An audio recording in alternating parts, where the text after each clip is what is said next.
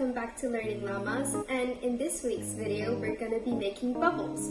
So by making bubbles we can prove that gases exist and they take up space. So for this week's video we're going to be needing anything you can measure with. So we're going to need 2 cups of water and 1/4 cup of dishwashing soap. So then we also need dishwashing soap. You have to make sure that you use dishwashing soap and not like shampoo or like hand soap, and then a bowl to put all your mixtures in. Okay, now that I've mixed in my soapy mixture, I need a straw so that I can blow bubbles from it.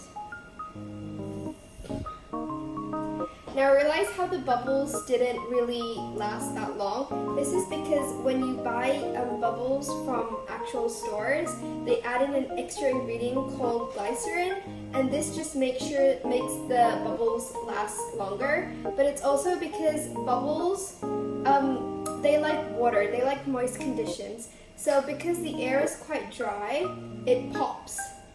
So to make it not pop, let's try adding it in water.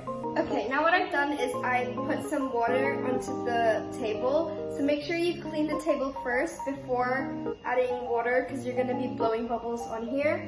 So let me try this again with wet conditions.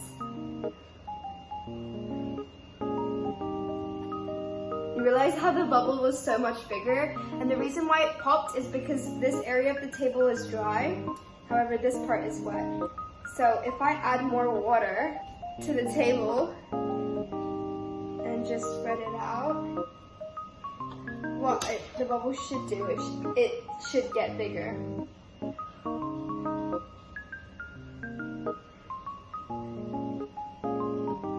Okay, so now we're going to try something a little cool, but we're going to be using knives, so please ask an adult for supervision. So the first knife I have here, I put water on it. So when I cut this bubble, do you think it's going to pop, or is it just going to stay as a normal bubble? Well, the answer is it's going to stay as a normal bubble because remember, I put water on the edge of the knife and bubbles love water.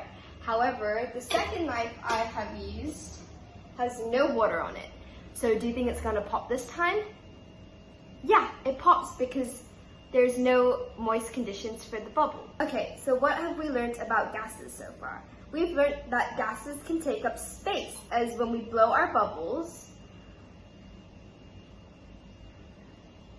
you can clearly see that it gets larger. We also learned that bubbles like moist conditions, so my finger won't make the bubble pop when I dip it in the soap because it contains water in it. But my other finger that has no water, no contact with water, will pop the bubble.